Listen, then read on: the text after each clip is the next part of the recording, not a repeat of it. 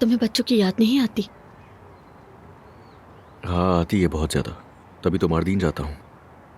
अपने बच्चों को देखे बगैर मेरा बिल्कुल दिल नहीं लगता। उन्हें यहाँ क्यों नहीं ले आते? ये नहीं चाहता कि वो जुदा हो जाए अपनी माँ से। और उनका स्कूल भी वहीं है, उनकी जिंदगी वहीं है। खैर मैंने उन लोगों के लिए बहुत कुछ सोचा हुआ है। सच कहूं तो इससे हटकर मेरे और भी कुछ प्लान्स हैं।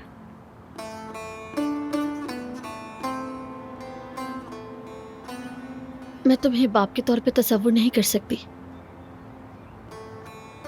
अगर तुम चाहो तो मैं अपना प्लान बी भी बता सकता हूं।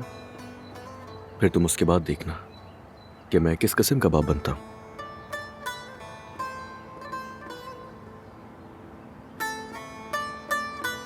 सुहा, मेरा मकसद तुम्हें दुख पहुंचाना नहीं था।